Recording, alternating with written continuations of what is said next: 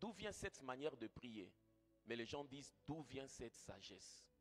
En d'autres termes, pour produire un résultat surnaturel, on a besoin d'une sagesse. Derrière des résultats surnaturels se trouve une sagesse cachée. Cette sagesse peut se manifester dans la vie de ceux qui font le business. Cette sagesse peut se manifester dans le ministère. Mais pour avoir des résultats surnaturels, on a besoin d'une sagesse. Hier la nuit, j'ai prié avec tous ceux qui étaient là. Il y avait combien? 300 combien de personnes? 320 personnes. Ouais. C'était une très bonne nuit de prière, mais ça m'a aussi permis de voir les faibles dans la prière. Quand j'ai prié, j'ai prié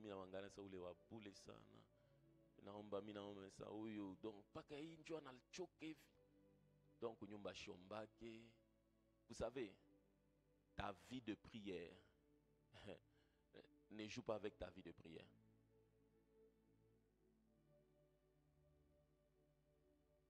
J'ai commencé à parler à partir du proverbe 8, le verset 12. La Bible dit, moi la sagesse, j'ai pour demeure le discernement. Et je possède la science de la réflexion. En approfondissant, je fais comprendre que Ésaïe 11, le verset 1 à 4, parle de sept manifestations du Saint-Esprit. Il ne parle pas qu'il existe 7 esprits. C'est le Saint-Esprit. La configuration vient de la compréhension du chandelier qui avait 7 lampes et chaque lampe avait une lumière. Mais pour que le chandelier fonctionne totalement, il fallait que toutes les lampes soient allumées. De la même manière, dans la vie du chrétien, le Saint-Esprit, il est totalement présent, mais il n'a pas toutes les manifestations, parce que chaque manifestation dépend d'un principe qui doit l'activer. L'esprit de sagesse n'est pas activé par le jeûne et la prière. Ainsi, tu peux voir quelqu'un prophétiser sérieusement, mais vous-même à côté, vous dites, il manque de sagesse. Il chasse les démons, mais vous-même vous dites, ou frère, on a fouché comme un peu pour mais à chekale que tout na sagesse. Le manque de sagesse est démontré bibliquement, comme le manque de protéines peut se constater dans un corps, le manque de sagesse peut se constater. C'est ainsi que Jacques, ayant compris que le manque de sagesse existe, il dit, quelqu'un parmi vous a-t-il besoin de sagesse? Qu'il la demande. Vous êtes avec moi? Et qu'il le fasse sans douter, parce que celui qui doute est semblable au flot agité de la mer, qu'un tel homme ne s'imagine pas qu'il recevra quoi que ce soit de la part du Seigneur. Le manque de sagesse est criant dans le corps de Christ actuellement. Le manque de sagesse est criant dans l'église du Congo actuellement. On a des gens très puissants, charismatiques, mais quand il s'agit de manifester la sagesse, vous sentez qu'il y a un sérieux problème. La sagesse répond à la question du comment. Et le proverbe est en train de faire comprendre que j'aime pour ma demeure le discernement et je possède la science de la réflexion. Quand la sagesse commence à opérer dans ta vie, elle ouvre la manifestation du discernement. Et hier, j'étais en train de faire comprendre qu'il existe 3 formes de discernement. Il y a le discernement naturel qui est lié à ton cerveau, ton intelligence. Jésus est en train de parler de discernement naturel dans Matthieu 18. Il dit, le soir vous dites il fera beau car le ciel est rouge, le matin il y aura de l'orage, aujourd'hui le ciel. Vous savez discerner l'aspect du ciel. Mais il dit, et vous ne pouvez discerner les signes des temps. Pour dire que votre discernement opère par rapport aux choses terrestres, naturelles, mais les signes des temps, vous n'arrivez pas à les discerner. Juste pour dire que ce que vous manifestez, c'est un discernement naturel. Il y a des gens, surtout ceux qui ont grandi au village et avec les villageois, ils savent facilement lire le moment de la pluie. Comme je le disais hier, il peut sortir là et dire, kukabula meshi, kukumvula nguvu sana. Mais muka sapa, yuki loko, mais il n'a funga ngambarash. Mais non, ça il n'a toqué vu qu'on est. Vous savez, ça c'est ma parole de connaissance qu'on a l'aide. Or, c'est juste naturellement, il sait lire le temps. Il a appris ça. Par la manière dont le nuage est en train de se configurer. Ça, c'est le discernement naturel. Et il existe le discernement spirituel. que nous exerçons à partir de notre expérience des choses de l'Esprit avec E majuscule, c'est-à-dire du Saint-Esprit, et de la parole des dieux. Hébreux 5, le verset 14 dit, « Mais la nourriture solide est pour les hommes faits, pour ceux dont le jugement est exercé à l'usage à discerner ce qui est bien et mal. » C'est une faculté que nous développons après la nouvelle naissance. Avant la nouvelle naissance, tu es spirituellement mort parce que tu es séparé des dieux. Mais quand tu donnes ta vie à Jésus, la présence de la Zoé au-dedans de toi, la vie des dieux, active une capacité spirituelle pour interagir avec Dieu de manière plus perspicace. Et dans cette manière d'interagir avec Dieu, tu développes le discernement spirituel. Tu commences à comprendre certains passages de la Bible, tu peux expliquer certaines choses qui ne sont pas liées naturellement à ton cerveau, mais c'est lié maintenant à la présence du Saint-Esprit au-dedans de toi. Et en lisant la parole de Dieu, ce jugement-là commence à s'aiguiser. Mais la forme qui élève le discernement, ce n'est pas la lecture, mais c'est la méditation. La méditation est de master key dans le monde spirituel. C'est l'atelier par excellence de l'aiguisement du discernement. Et la troisième forme de discernement, c'est le discernement surnaturel. Pourquoi j'ai fait la différence entre spirituel et surnaturel? Parce que spirituel, c'est un état dans lequel tu vis maintenant qui est naturel pour celui qui a donné sa vie à Jésus. Mais surnaturel, c'est lorsque maintenant, non pas parce que tu es né de nouveau, mais parce que tu es pris en charge directement par le Saint-Esprit dans une certaine circonstance, tu manifestes le don du discernement des esprits. Je ne sais pas si tu me comprends. Et la Bible est en train de parler dans 1 Corinthiens 12, le verset 10. À un autre le don d'opérer des miracles, à un autre la prophétie, à un autre le discernement des esprits, à un autre la diversité des langues, à un autre l'interprétation des langues. Sur cette terre, tout celui qui est dans les affaires, qui n'a pas de discernement, finira par faire faillite. Tout celui qui est dans le ministère, qui n'a pas de discernement, finira par faire faillite.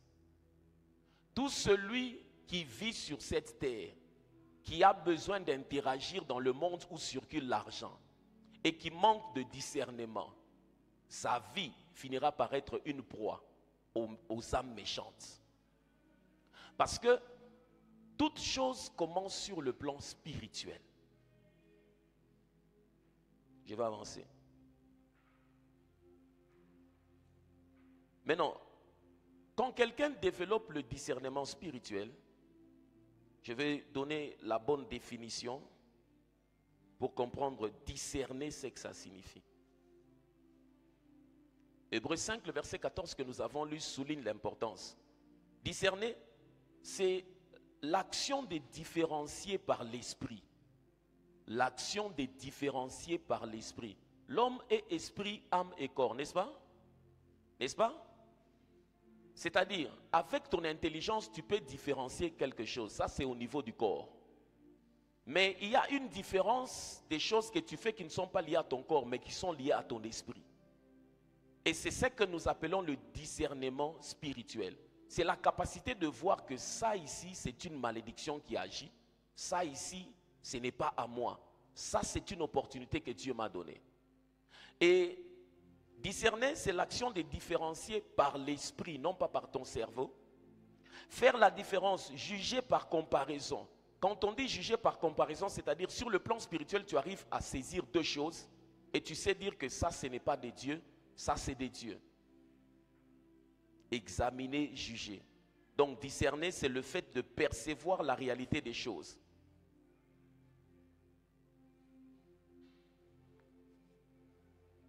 Je peux avancer? Et dans la Bible, quand on parle du discernement spirituel qui fait défaut aujourd'hui, ça s'applique à 4 choses. C'est dans l'exercice que j'ai commencé à comprendre que certaines personnes ont la parole de connaissance, mais ils n'ont pas le discernement des esprits. Parce que plusieurs fois, j'ai démontré aux gens, il peut donner des détails, Et puis la personne rentre s'asseoir. Je lui dis, viens, je l'impose la main, les démons se manifestent. Vous avez déjà vu ça, non? J'ai déjà fait ça plusieurs fois pour vous faire comprendre que la finalité, ce n'est pas la parole de connaissance. Parce que le véritable problème de la personne est lié au fait qu'elle vit captive sous l'emprise de ces démons-là. Si les choses que tu dis sur la vie de la personne ne délogent pas la réalité qui est la cause de ce qu'elle vit, alors tout ce que tu as fait est vain. C'est vain. Vous êtes avec moi?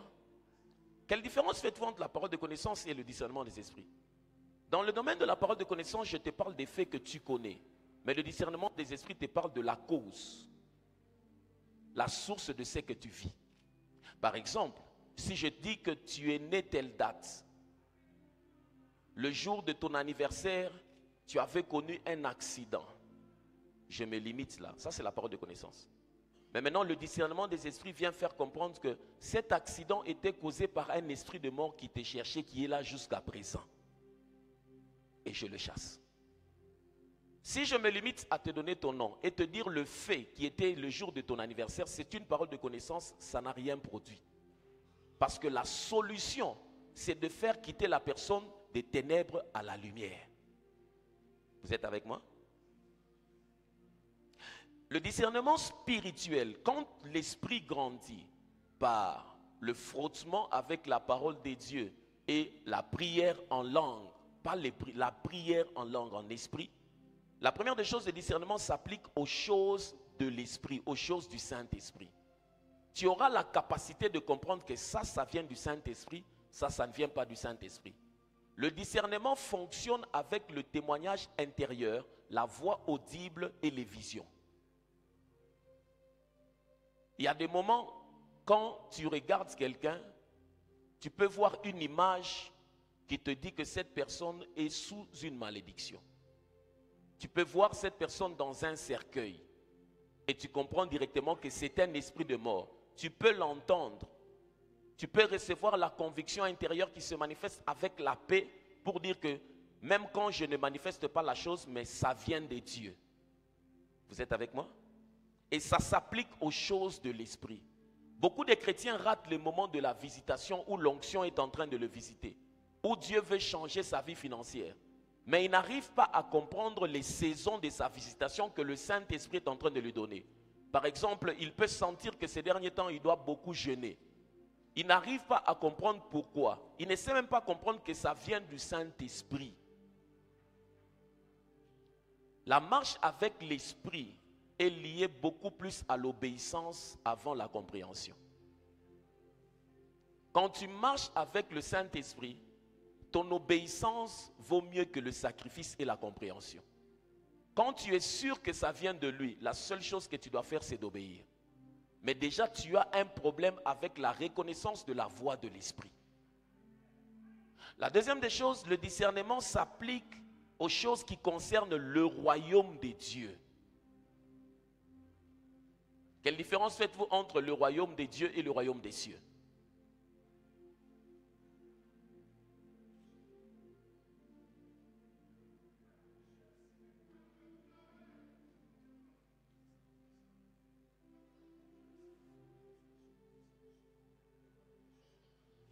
Ok, de manière résumée, c'est ça. Bon, ils ont dit non pas entendu, mais il est chrétien depuis tout ce temps, il ne connaît pas. Donne-lui d'abord le micro qu'il puisse aider les soi-disant chrétiens. Le royaume des cieux, c'est le domaine divin, c'est-à-dire là où Dieu habite. Et le royaume de Dieu, c'est l'expansion du royaume des cieux qui se manifeste sur la terre. Et quel est le domaine de manifestation du royaume des cieux? L'Église. Ok. En quelques mots, c'est ça. Et maintenant, le discernement s'applique aux choses qui concernent le royaume des dieux. C'est-à-dire, tu pourras reconnaître, par exemple, les êtres spirituels qu'on appelle les anges. Quand ils agissent, tu sais reconnaître que les anges agissent. Il y a des moments où tu pourras les voir, mais il y a des moments où tu pourras juste comprendre que ça, c'est le mouvement angélique qui agit. Il y a des moments où tu pourras saisir que ici, Dieu veut me visiter financièrement. Ici, c'est la saison de la prospérité financière. Vous êtes avec moi? Troisièmement, le discernement s'applique à notre vie spirituelle en Jésus. C'est là où beaucoup de chrétiens sont restés dans une phase arriérée par rapport aux enjeux de leur vie. Salut le Saint-Esprit. Comprends avec moi ceci. Dans la marche avec Dieu, pour que certaines choses se manifestent physiquement, il faudrait d'abord les saisir spirituellement. Ton mariage est physique, mais il y a un élément déclencheur que tu dois saisir dans le monde spirituel pour qu'il se déclenche. Ta prospérité, elle est d'abord spirituelle avant d'être physique. Tout ce que l'homme vit de physique commence sur le plan spirituel. Quand tu remarques que dans ta vie que tu as beaucoup de points d'interrogation, c'est-à-dire que ton intelligence spirituelle n'est pas connectée à la base des informations spirituelles liées à ton temps là. Et ce vide-là, tu ne sais pas comment tu vas voyager, tu tournes en rond dans les affaires. Tous les points d'interrogation dans la vie d'un chrétien démontrent d'un manque d'interconnexion avec la source divine. Et notre vie spirituelle est marquée par des temps et des saisons. Quand tu ne sais pas lire les saisons, il y a des moments quelqu'un te dit, je sens que c'est le moment de mon élévation. Il n'a pas beaucoup d'explications, mais son esprit a saisi dans le conseil céleste que c'est la saison de son élévation. C'est le moment où je dois entrer totalement dans le ministère. C'est le moment où je dois me connecter à telle chose. Et ta vie, elle se joue d'abord sur le plan spirituel. Et la capacité à saisir ça, ça dépend de ton discernement. Vous y êtes? Et 4, le discernement spirituel s'applique à la vie des églises de Christ sur la terre. La vie des églises de Christ sur la terre. Quand tu remarques qu'un chrétien qui est présent dans plusieurs églises, il a un problème de discernement spirituel. Parce que dans le principe divin, une brebis doit être attachée à une bergerie. Soit il se bat avec son orgueil pour ne pas entrer dans la bergerie où Dieu l'attend, soit il est ignorant. Mais le discernement s'applique à la vie des églises. Pour comprendre comment fonctionne une église. Par moments, je regarde certains débats que les gens font dans les églises, ils sont juste charnels, ça n'a rien de spirituel. Et Dieu n'est même pas dedans. Les décisions dans une église ne sont pas liées à la majorité. L'église ne fonctionne pas comme l'assemblée. Qui sont pour? Qui sont contre? Les abstentions? Non. L'église, c'est la théocratie. La déocratie. C'est-à-dire, c'est Dieu. Selon que Dieu a institué les choses. Pour les tâches administratives dans une église, on peut voter. Qui sera administrateur? Mais pour responsabiliser quelqu'un dans un département, on doit prier. Parce que ce n'est pas un vote qui va qualifier quelqu'un pour avancer, mais c'est le choix divin. Vous êtes avec moi? Et pour que tu sois capable de saisir ce rouage-là de ta vie et interagir avec la provision et la vision de Dieu pour ta vie, il faut le discernement. Il y a beaucoup de jeunes gens qui se sont retrouvés rapidement dans le ministère, mais Dieu ne les attendait pas encore. Kenneth Hagin a écrit l'un des livres qui est une bénédiction pour le corps de Christ de manière générationnelle. Understanding the Anointing. Il a écrit ce livre après 50 ans de ministère. Il y a l'une des choses qu'il dit dedans, on l'avait appelé pendant longtemps, on l'appelait comment? Évangéliste. Évangéliste. Pendant 12 ans.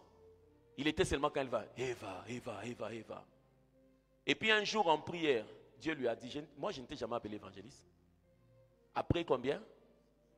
12 ans. Dieu lui a dit, moi je ne t'ai jamais appelé. Lui-même il dit, il était choqué. Dieu lui a dit, moi je t'ai appelé comme un docteur et un prophète. Et c'est comme ça, quand il a saisi ça, c'est là-bas où son niveau d'enseignement a shifté au point où il a fait sortir tous ses enseignements. Le discernement aux choses de l'esprit. Être capable. Parmi les choses de l'esprit, il y a l'onction qui est une nécessité pour tous les chrétiens. Sans l'onction, tout ce qu'un chrétien entreprend sera vaincu par le diable. Tout, que ce soit les affaires, le ministère, le mariage, la maternité, les études. Les études d'un chrétien non loin seront facilement bougées dans le monde des ténèbres. Quand tu es encore au niveau de te comparer avec les païens en disant les païens ne prient pas mais ils ont ceci, reviens païen. Parce que chaque réalité spirituelle exige ses conditions. Tu ne peux pas adhérer à Dieu et continuer à réfléchir comme un païen. Voilà pourquoi la Bible dit dans Romains 12, ne vous conformez pas au siècle présent, mais soyez transformés par le renouvellement de l'intelligence. La bonne version dit, afin que vous discerniez quelle est la volonté de Dieu. Tu es avec moi?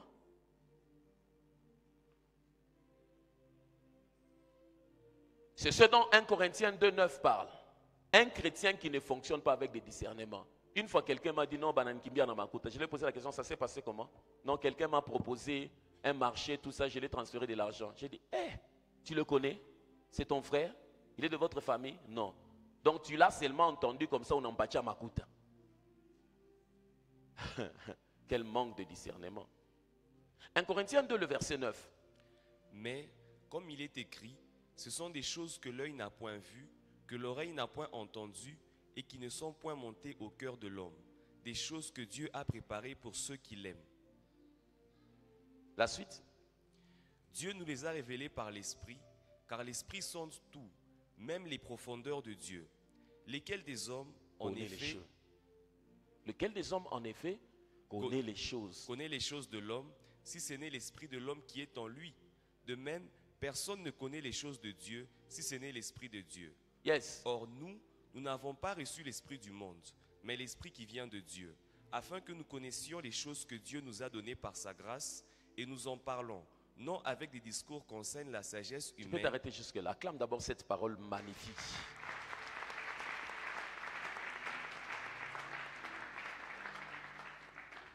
La Bible fait comprendre qu'il y a des choses que les yeux physiques ne voient pas.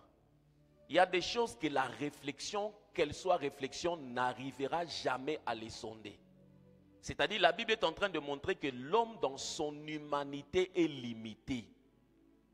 Mais elle fait comprendre qu'il y a une dimension des réalités qui t'appartiennent, mais pour les saisir, il faut une interconnexion avec le monde spirituel. C'est ton esprit qui a la capacité d'aller au-delà de ton cerveau. Mais ton esprit, quand il va au-delà de ton cerveau, il puise les informations par sa communion avec le Saint-Esprit qui vit en lui. Et c'est le Saint-Esprit qui commence à le guider dans les compartiments du livre que Dieu a prévu pour lui. C'est comme ça on dit, qui est celui qui connaît les choses de l'homme si ce n'est l'Esprit de l'homme? Et qui est celui qui connaît les choses de Dieu si ce n'est l'Esprit de Dieu? Dans les choses de Dieu là, il y a le programme de ta vie sur la terre. Et la personne qui a la capacité de lire et de rentrer pour te dire ne t'embrouille pas ici.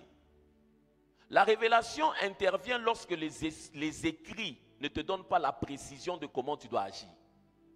C'est ça le rôle de la révélation. Dieu est d'abord écrit.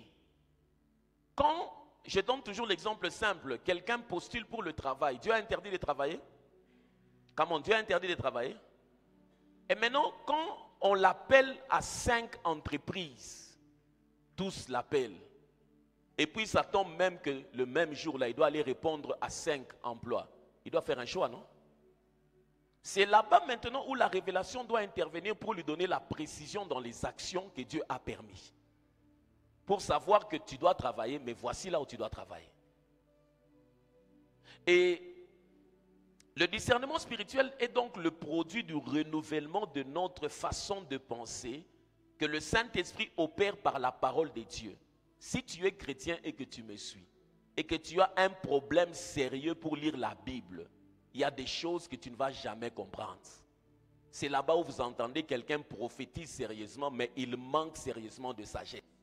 Parce que l'outil qui doit permettre à son esprit d'agir dans la sagesse, c'est son contact avec la parole de Dieu, par la méditation, et il y aura un impact dans le renouvellement. On ne peut pas approfondir la méditation sans renouveler son esprit par la parole. Parce qu'avant que la parole soit méditée, elle est d'abord retenue au-dedans de nous. Quand elle est retenue, elle fait... Vous êtes avec moi? Quand elle est retenue, elle manifeste deux choses. La parole modifie nos croyances et notre comportement. Plus tu lis la Bible, les choses dans lesquelles tu crois et ta manière de te comporter change. Et cette façon de développer ce en quoi tu crois et ton comportement, c'est ce que déjà c'est la conséquence du renouvellement de l'intelligence. Renouveler l'intelligence, c'est-à-dire tu commences à réfléchir selon la parole de Dieu, non pas selon ta tribu. Les mauvaises connaissances, tout ce qu'on a dit, qui ne sont pas conformes à la parole de Dieu, tu rectifies ça. Tu développes croyance et comportement. Aide-moi à dire croyance et, comment on dit le bien, croyance et comportement. Tu sauras que tu as développé croyance et comportement dans la manière dont tu interagis face aux problèmes qui se présentent dans ta vie. Face à un malade, tu sens que tu dois l'imposer les mains. Mais avant, quand tu le voyais, tu n'avais pas ça. Ce comportement-là est lié au fait que cette croyance est devenue une conviction. Et cette conviction a produit un comportement. Vous êtes avec moi? Et lorsque le renouvellement de l'intelligence s'est fait, ta manière de comprendre les choses, ta manière, lorsque nous nous convertissons réellement, notre intelligence s'ouvre aux choses nouvelles, aux choses spirituelles. 2 Corinthiens 3,16. Avant, quand je lisais Éphésiens, je ne comprenais pas la portée de la prière de Paul pour les Éphésiens. C'est lorsque j'ai commencé à étudier, c'est là où j'ai compris que c'était des gens qui priaient en langue, mais qui étaient bouchés spirituellement. Mais lorsque les cœurs se convertissent au Seigneur, le voile est ôté. 16. 17. Or, le Seigneur c'est l'Esprit, et là où est l'Esprit du Seigneur, là est la liberté. Lorsque les cœurs se convertissent, le voile est ôté. Français courant.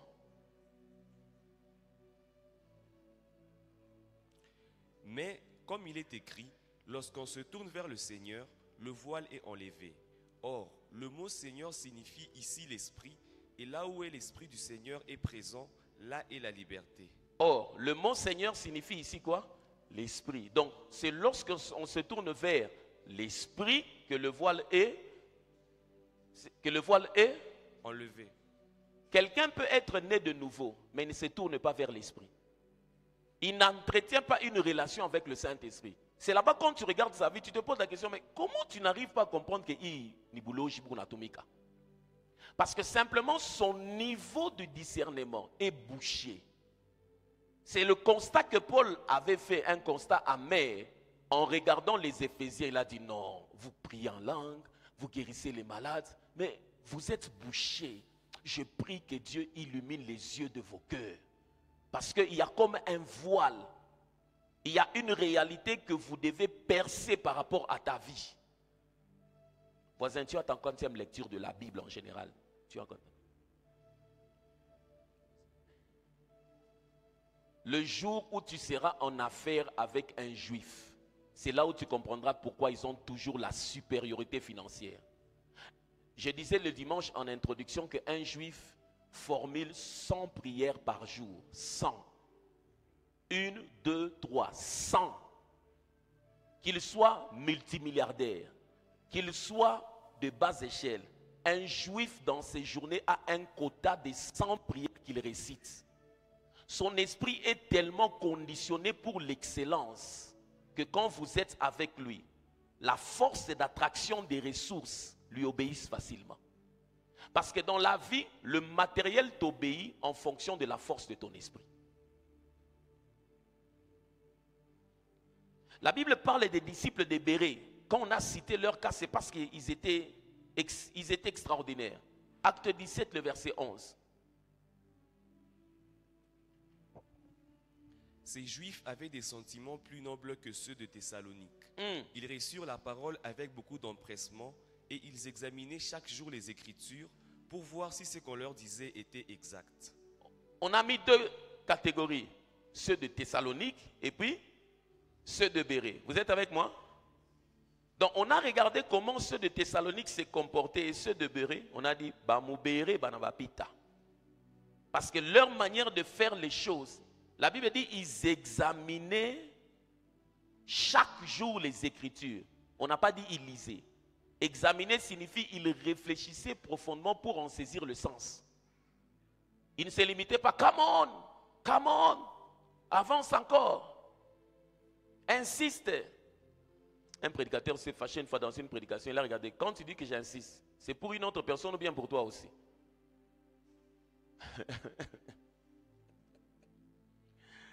Alléluia. Ils examinaient chaque jour les Écritures pour voir si ce qu'on leur disait était exact. Maintenant, pourquoi je me donne la peine de toutes ces choses? Parce que la sagesse est la chose principale dans le succès de l'homme sur la terre. Tout problème dans la vie est un problème de sagesse. L'élément derrière le succès surnaturel, c'est la sagesse. C'est comme ça quand les gens regardaient Jésus, ils disaient, Jésus fait des miracles, il guérit les malades. Mais eux, en réfléchissant, ils disent, d'où lui vient cette sagesse? En d'autres termes, ils disaient, pour avoir de tels résultats, il faut être connecté à une sagesse.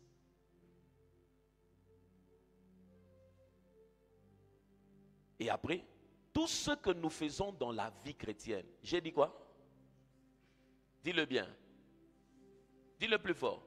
Tout ce que nous faisons dans la vie chrétienne et qui a une valeur spirituelle doit être fait par l'intermédiaire de notre homme spirituel. Tout ce que nous faisons dans la vie chrétienne, que ce soit les affaires, le ministère, le mariage, j'ai dit bien? J'ai dit? Come on, j'ai dit? Dis le plus fort. Acclame d'abord le Seigneur.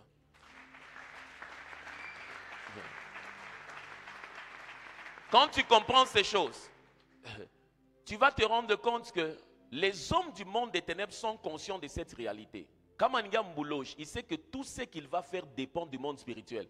C'est comme ça, même quand il construit une maison, il a une chambre de prière. Romains 1,9, Paul fait une déclaration. Dieu, que je sers en mon esprit dans l'évangile de son Fils, m'est témoin que j'ai fait sans cesse mention de vous. Dieu que je sers, comment, tu n'as pas lu? Ouvre ta Bible, regarde la chose. Tout ce que tu vas faire dans la vie chrétienne dépend de comment tu le fais au travers de ton esprit. Relis. Dieu, que je sers en mon esprit dans l'évangile de son Fils, m'est témoin que j'ai fait sans cesse mention de vous. Parole de vie. Quand j'annonce la bonne nouvelle du Fils de Dieu, je sers Dieu de tout mon cœur. Et lui, il sait que je dis la vérité. Quand je prie, je dis toujours vos noms. De tout mon cœur signifie par l'esprit. Parce que l'esprit est considéré comme la partie centrale. Quand on parle de tout mon cœur ici, on ne parle pas du cœur qui est l'organe qui pompe le sang. Quand la Bible dit c'est en croyant du cœur que l'on parvient au salut, on ne parle pas du cardia, du cœur qui pompe le sang. Croyant du cœur, la chose qui permet à ce que nous puissions croire, c'est la parole de Dieu. Elle est spirituelle. Elle ne peut pas être saisie par une composante charnelle. La composante de ta vie qui permet à ce que la foi se matérialise, c'est ton esprit. Vous êtes avec moi? Et Paul est en train de dire, le Dieu que je sers dans mon esprit. La vie chrétienne, toucher l'argent, ne dépend pas d'abord des efforts physiques. Percer, tout ce que tu veux réaliser dans la vie chrétienne dépend de la force de ton esprit. Notre force spirituelle est proportionnelle à la force de notre esprit. Et je vais atterrir maintenant en te parlant, en t'introduisant à la compréhension de la méditation. C'est comme ça, quand la Bible parle maintenant de la méditation, la Bible dit que ce livre de la loi ne s'éloigne point de ta bouche. Médite-le nuit et jour. On n'a pas dit la nuit seulement, mais nuit et jour. Afin que ce livre de la loi ne s'éloigne point de ta bouche, médite le jour, nuit et jour, pour agir fidèlement selon tout ce qui est écrit. car c'est alors que tu auras du succès dans tes entreprises, c'est alors que tu réussiras. Dis avec moi, pour agir fidèlement. Dis-le bien. C'est trop profond. La Bible dit, médite-le nuit et jour pour agir fidèlement. En d'autres termes, pour développer un comportement qui correspond à la réalité que tu as découverte. Par exemple, pour fidèlement chasser les démons, il faudrait avoir suffisamment médité sur chasser les démons. Pour qu'une réalité devienne permanente dans le physique, elle doit s'asseoir dans ton esprit par la méditation. Pour développer une vie financière qui était de 10 000 à 1 million, la manifestation physique est liée à la place qu'a occupée cette réalité. Et quand vous étudiez maintenant la parole de Dieu, la méditation fait allusion à la lecture silencieuse de la parole. Mais quand vous approfondissez le terme, elle stipule qu'il faudrait qu'il puisse y avoir 3 choses qui entrent en jeu. Vous êtes avec moi? Vous êtes avec moi? Si tu es là, donne-moi un amen. Elle stipule qu'il faudrait qu'il puisse y avoir 3 choses qui entrent en jeu. Quand tu prends la Bible et que tu la lis silencieusement, la seule chose qui entre en jeu, ce sont tes yeux. Vous êtes avec moi? Et ta pensée. Tu es en train de regarder, tu lis. Mais pour que la méditation soit effective, il faudrait d'abord, 1, confesser verbalement le passage, la partie de la confession. Aide-moi à dire confession. Quand tu confesses le passage, tu es en train de planter cette sémence dans ton esprit. Et maintenant, plus tu la confesses, il n'y a pas confession sans imagination.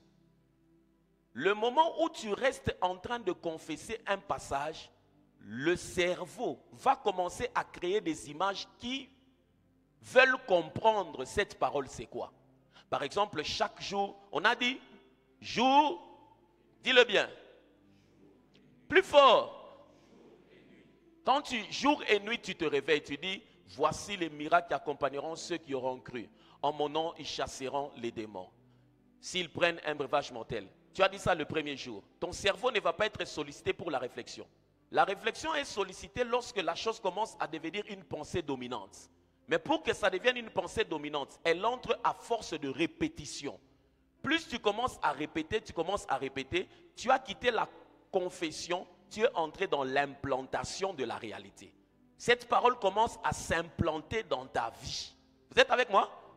Cette parole, quand elle commence à s'implanter dans ta vie maintenant, elle va t'introduire dans la réflexion. Et quand la réflexion commence à se faire, derrière chaque parole de la Bible se trouve une onction. Parce que les paroles qui sont sorties de la bouche de Jésus sont esprit et vie. Tu ne peux pas confesser un passage de la Bible sans que l'onction qui se trouve derrière finisse par s'attacher et se manifester dans ta vie. Quand tu commences à le dire matin, midi, soir, ça s'implante au-dedans de toi. À un certain moment, ton cerveau commence à chercher à comprendre la chose. Et la partie qui est intéressante, c'est que ton cerveau va t'amener dans ce qu'on appelle contempler. Tu dois arriver à te voir vivre cette chose dans ta vie.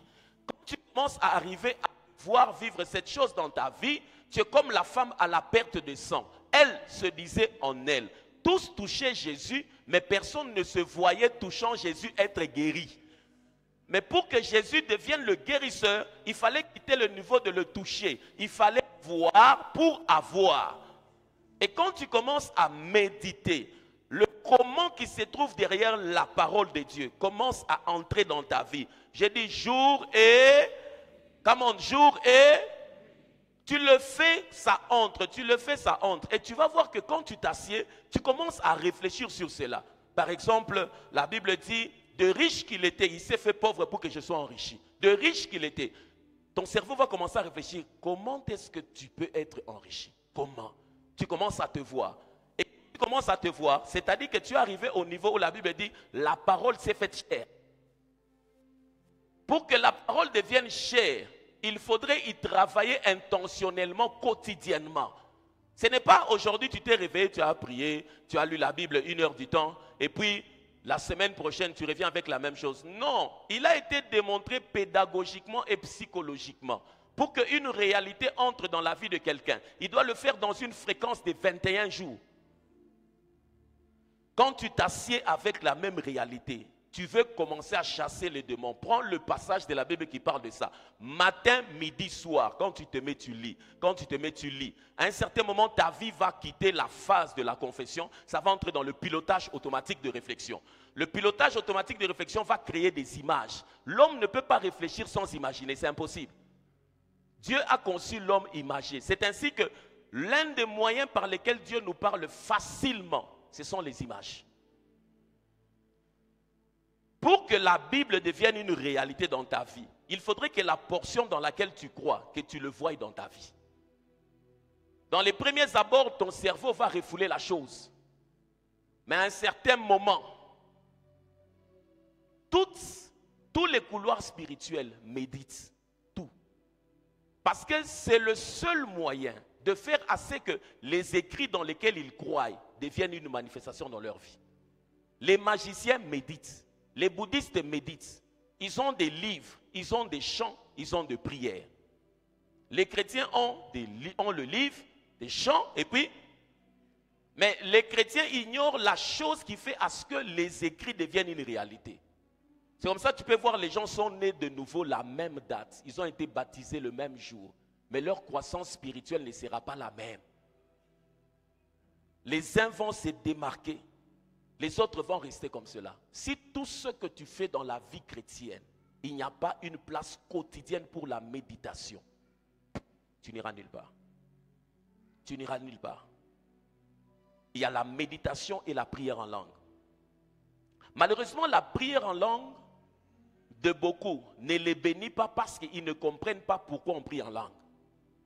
On ne prie pas en langue pour gagner le temps. Dans le domaine spirituel, la compréhension d'un acte est importante pour la foi. Quand tu comprends le parler en langue, c'est quoi? Et que tu te mets à prier en langue. Tu te mets à prier en langue.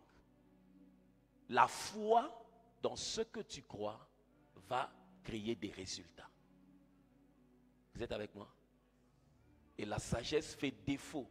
Parce que beaucoup de chrétiens, quand ils ferment les yeux pour méditer, ils dorment. 5 minutes après, il dort.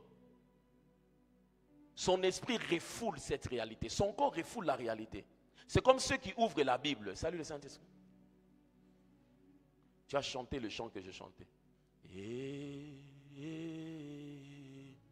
J'ai senti que ça montait dans mon esprit.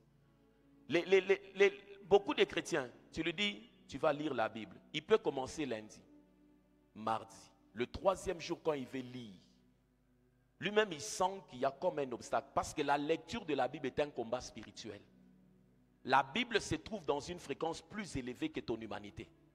Et pour que cette fréquence commence à être acceptée, il faut un effort intentionnel. Le diable est informé lorsque la Bible est ouverte quelque part. Parce que la Bible, c'est la lumière. Il sait que la lumière est ouverte. Quand on lit la Bible dans une famille, il sait que là-bas on lit la Bible. Il sait. Il sait reconnaître les effets de la parole de Dieu ouverte. Comment est-ce que le diable a reconnu avant tout le monde que Jésus est entré dans le monde? Jésus, c'est la parole. Comment c'était les premiers qui étaient informés? Les mages. Les mages ne sont pas des chrétiens. Ils ne sont pas nés de nouveau. Ce sont des magiciens. Mais quand la parole est entrée dans l'humanité, les premières personnes à la percevoir, ce n'étaient pas ceux qui étaient dans le temple. C'était les agents du monde des ténèbres qui ont perçu qu'une lumière est entrée. Jusqu'aujourd'hui, lorsque la Bible est ouverte quelque part, le diable sait que là-bas, il y a une lumière qui est en train d'être utilisée. Et cette lumière ne soit pas utilisée à bon escient. Mais ce soir, je prie pour toi. Je prie pour toi ce soir. Que tu ne sois pas un chrétien superficiel. Que tu ne sois pas un chrétien superficiel. Alléluia. Quand les gens vivent une vie chrétienne légère, j'ai pitié d'eux. Il y a des choses que tu ne peux pas manifester. Il y a des choses que tu ne peux pas manifester. Que tu ne peux pas manifester tant que ton esprit ne grandit pas. La prophétie est de la même catégorie que la parole écrite. Parce que tout ça vient de Dieu. Je ne sais pas si vous me comprenez. La source de la parole, c'est qui? Comment? La source de la parole, c'est qui? La source de la prophétie, c'est qui? De la même manière, beaucoup de passages de la Bible ne sont pas manifestés dans ta vie. Mais la Bible n'est pas fausse. La Bible n'est pas vraie parce que tu la vis. La Bible, elle est vraie par son origine. De la même manière aussi, beaucoup de prophéties non accomplies ne sont pas liées à la fausseté, mais sont liées au fait que par rapport à toi, ça n'a pas trouvé la place pour s'asseoir.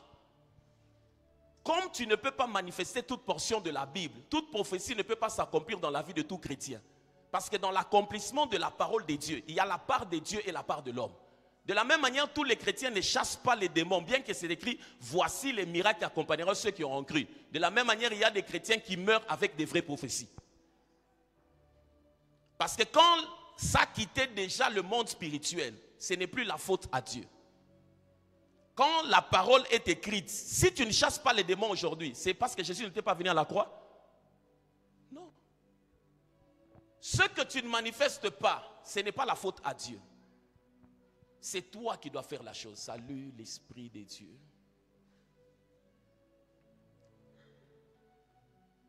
Et ce soir, j'aimerais que tu dises au Saint-Esprit, je suis là, touche encore ma vie. Ouvre avec moi ta Bible dans Éphésiens. Il y a des choses que je peux enseigner des années et des années. Et j'ai commencé à sentir que les gens vivent une vie chrétienne, mais sous pression. Salomon est le roi qui a fait 40 ans sans guerre. Vous savez ça? 4 décennies sans guerre. Non pas parce qu'il était fort, mais la sagesse impose silence à nos ennemis. Il y a des combats que tu vis parce que ton esprit ne libère pas la sagesse qu'il faut. Mais lorsque le parfum de la sagesse est saisi dans le monde spirituel, l'information de l'obéissance est donnée. Eux-mêmes se rallient, ils sentent que tu n'es pas un adversaire qu'on peut affronter de cette manière. La Bible dit, il vous donnera une sagesse à laquelle le monde ne pourra pas faire face, résister. Vous êtes avec moi? Vous êtes avec moi? Le culte, c'est l'atelier de la sagesse. Quand quelqu'un fréquente un milieu spirituel,